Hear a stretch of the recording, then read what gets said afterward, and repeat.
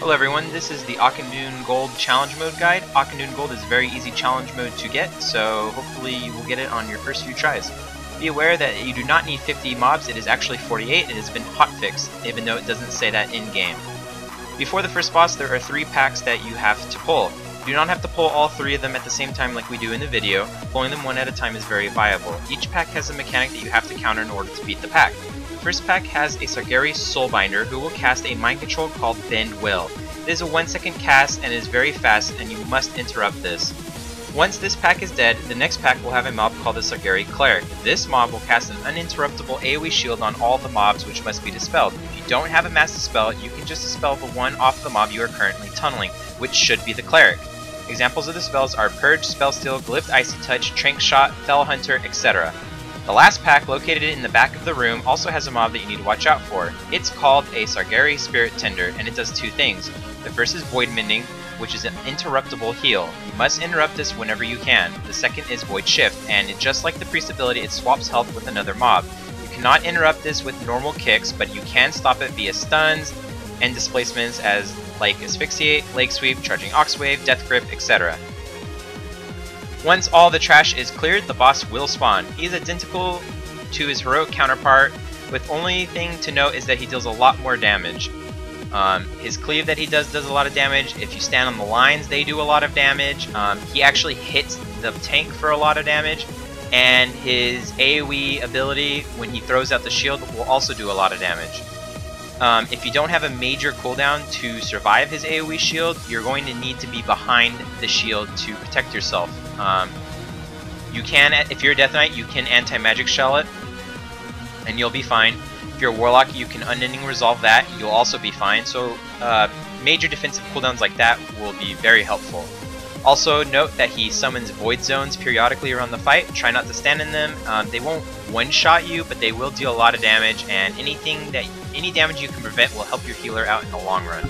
The only other thing to note about the first boss is you're probably going to want to use your Bloodlust here, so that you can use a second Bloodlust later in the instance. That is just what we found is best for our group, and if you feel like you want to change where you want to lust, go ahead, but we still feel it's best on the first boss.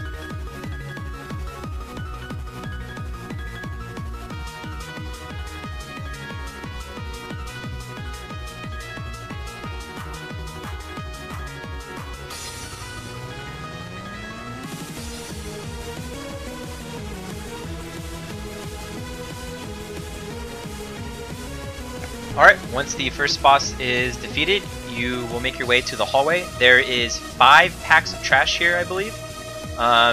We, in the video, pulled the first 3 packs, but it is you can still pull just the first 2, and then the next 2, and then finally the last one. The only mechanics you really have to note here are 2 mobs. One is called a Sargeras Magus, and he casts Arcane Bolt and Arcane Bomb. Arcane Bolt is something you can interrupt, it just does damage to your tank. The mechanic you need to watch out for is called Arcane Bomb. What this does is summons a bunch of purple orbs, as you can see on the screen, which deal a lot of damage, especially to people who are in melee. You just need to run out of melee, or you can Death Grip him, you can stun him, you just need to stop the cast if you're going to stay in melee.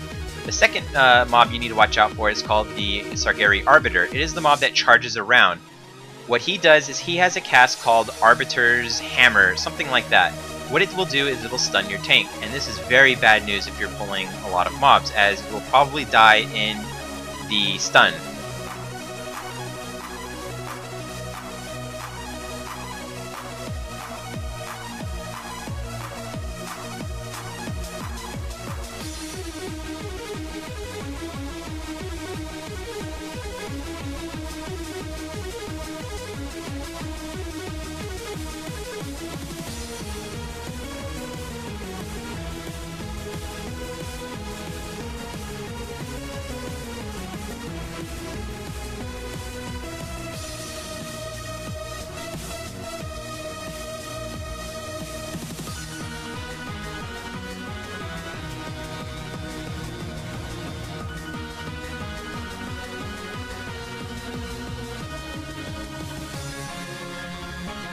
Once you have killed the first 4 packs, there is the last pack, which is the 5th pack. This pack is probably the hardest pack in the entire dungeon. It has an Arbiter in it, it has a Magus in it, and it also has a Warden. What the Warden will do is it'll AoE grip in everyone and root you in place. So it'll root you next to Arcane Bombs. He also summons a Void Zone, which is very deadly. It'll kill you pretty fast. If you're a Death Knight, you can army here, and you completely mitigate the entire pull. It was absolutely a joke for us to kill. But if you're not a Death Knight, you're probably going to want to nuke the Warden while keeping interrupts up on the Arbiter. You do not want to be stunned here. If you are stunned on this pull, you will probably die. Once you are done with that last pack, you should see the second boss in front of you. The second boss is very easy. It's pretty much the exact same as it was on Heroic. The only difference is it does more damage. So the Mind Spikes do more damage, and the Soul Vessel does more damage. Just like on Heroic, once she does cast Soul Vessel, you want to go in unless you have a major defensive cooldown like Anti-Magic Shell. If you are a Death Knight, you can Dark Sim her Mind Spike. This will deal 100 to 200k damage depending on if it crits, and it can even do more damage if it multi-strikes, which obviously that's a lot of damage for only 20 runic power. So take advantage of that whenever you can. I personally glyphed Dark Sim for this instance, just because of how many mobs you could Dark Sim in this instance. I felt it was worth it. The other mechanic she does is she will summon ads. These ads are the exact same ads you just faced in the hallway. The Arbiter, the Magus, etc. The Magus, you don't really have to interrupt him. It's not really a big deal. Just don't be in melee when he does Arcane Bomb. As for the Arbiter, you must interrupt it every single time it does its stun. It is the most important thing to interrupt. If you get stunned, you potentially can die here, so that's very bad. Other than that, this boss is very, very easy, and I would be surprised if you struggled on this fight for more than a pull or two. Once the second boss dies, go ahead and make your way into the corridor. In this corridor, you will fight a bunch of demons. The first will be an Infernal that crashes through the window. This fixates on a ranged member and does 90k damage per melee swing. And you just want to kite him into the next pack of mobs, which are the 2 big imps and 2 small imps. The big imps cast Fell Blast, which is an 80k cast. Interrupt these when you can. You don't want them going off too often because it's very easy for you to die. The small imps, they just run around. If they touch you while running around, you will be disoriented for about 4 seconds, which could kill you pretty easily, especially if you're the tank. As far as the big imps go, if you have a Warlock, you can enslave demon them and use a macro to force them to cast Fell Blast. It does about 80k per cast, and it was about 40% of our Warlock's total damage. After that pack is done, you will come across a Felguard. All he does is an ability Fell Stomp. He does a frontal AoE cleave basically. You just want to sidestep out of that. I obviously didn't because I didn't know about it and I suck. But you can easily sidestep that and you'll take no damage and easily kill him. Once he is dead, you will come across 5 big imps and 2 small imps. The small imps, again, disorient you. Try not to get hit by them. The big imps cast a big nuke. You want to interrupt as many of these as you can.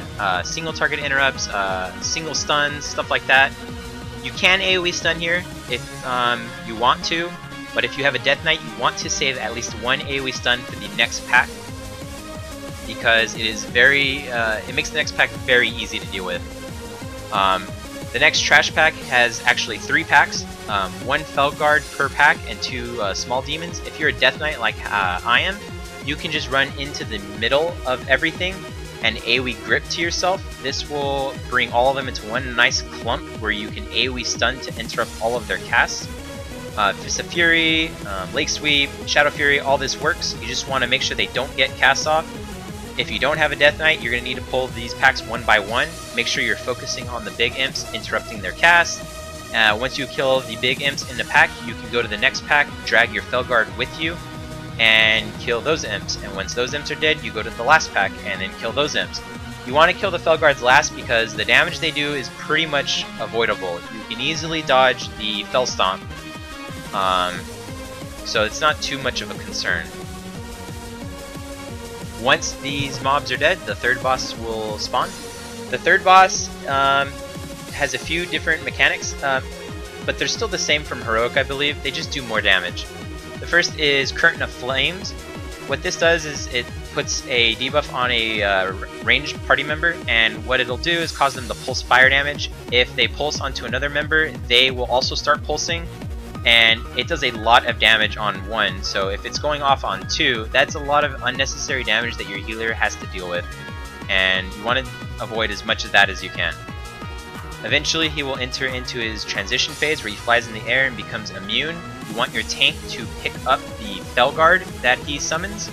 He summons one Felguard, 2 big imps, and 2 to 3 small imps.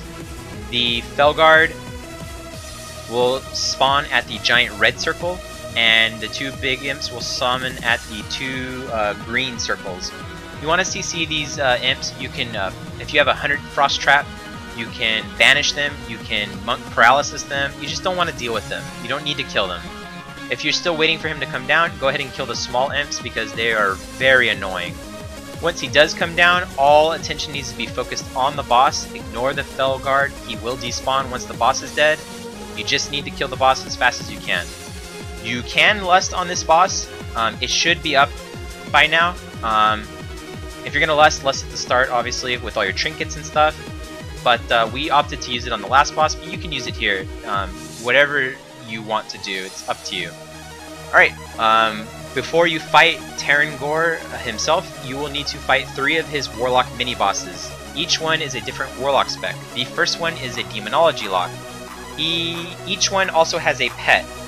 The pets do different things. You usually want to kill the pet first before the Warlock because they do annoying things. The first pet does Fell Blast and Cauterize Master. You just want to interrupt Fell Blast and just kill him before he can cauterize the mob. If it does start casting Cauterize, you can always asphyxiate it, you can grip it away, you can Typhoon, stuff like that to stop the cast. Durag, all Durag does is cast Shadow Bolt periodically as its main attack. You can Dark Sim that and it'll do about 100 to 200k damage. It'll cast, she'll also cast Chaos Wave, which you can't really do anything about that. You just, we didn't feel like it did too much damage. And the last ability that she will do is Grimoire of Servitude. This will summon a Fellhound. This Fellhound will spell lock your range periodically. So if you can interrupt the Grimoire of Servitude, you don't really want to deal with it like how we are having to deal with it here. But once they are dead, you can click the portal and go to the next one. Here, the pet is very, very dangerous. The Wrathguard does a Blade Storm, and it'll chase the tank while it's Blade Storming. This does a lot of damage, and it will probably kill your melee pretty fast. He also does a Frontal Cleave, so you don't want to face him towards your group. So you just want to focus all your DPS on the pet, not so much the Ogre. If he does start casting the Blade Storm, you can always stun him to stop it, but I believe after the stun fades, he will just try to cast it again. The Ogre will cast 3 things. Shadow Bolt as the main attack, Unstable Affliction, which he generally puts on the tank, but sometimes can put on other party members, and Drain Life. You want to kick Drain Life. It is absolute top priority. Shadow Bolt's alright, it doesn't really do too much damage. Unstable Affliction does a decent amount of damage. You can dispel this, but be aware, if you do dispel this ability, you will be silenced and you will take, I think our healer said it was 60k, 60 to 80k, I'm not 100% positive, but he dies pretty fast. This last mini-boss will sacrifice his pet, and he's a Destro Warlock. He just casts Incinerate, Immolate, and Rain of Fire. The Rain of Fire is instant cast, you can't interrupt it. You generally want to use your interrupts on Immolate though. If you can, Dark Sim, Immolate. If you can always AMS block it if you're a Death Knight, and you can just Dark Sim it and use it on him. It does a lot of damage, so it's definitely worth taking and using on him. If he does cast Rain of Fire on himself and starts immediately casting some more, all you have to do is just interrupt him to get him out of there. The Rain of Fire does do a lot of damage though, so you don't want to stick around in there. Other than that, he dies pretty easily too, and once he does, click the portal, go to Tarangor himself. Tarangor is a fairly easy boss. He still summons his Infernal, and it'll still fixate on a ranged member. If you have a Druid in your raid, you can always use your Entangling Roots on it, and it'll be rooted and it won't be able to attack you. However, note that the roots will eventually expire and they will DR, and you will have to kite it for a little bit until the DR fades, and then you can just root it again. He casts Shadow Bolt and Rain of Fire and a couple of other abilities. You can definitely interrupt Rain of Fire in Phase 1. However, when he eats all 3 of the Draenei Souls, you cannot interrupt Rain of Fire anymore, as it is an instant cast. Once he eats the 3 souls, he will chain cast Incinerate, Immolate, Rain of Fire, Chaos Bolt, and Seed of Corruption, I believe? Or, no, Seed of Malevolence. Seed of Malevolence didn't really seem to do too much damage. Rain of Fire, you just get out of it. Incinerate, you can kick if you want. It doesn't really do too much damage. The main thing you need to kick / interrupt is Chaos Bolt. Chaos Bolt, we never let it go off, but I can only assume that it'll one-shot a Raider. Unless they use a major defensive. Hopefully you kill the boss decently fast and you get your gold medal. If you don't get your gold medal, just re-look at the guide, see maybe you missed something. Maybe you should pull another pack in the beginning instance. Maybe you can do 2 packs together or 3 packs together. It's up to you. Whatever you feel you can handle. If you enjoyed the guide, go ahead and hit subscribe. It helps me make more videos. And you can click on any of the 8 videos you see before you, and it'll take you to that challenge mode.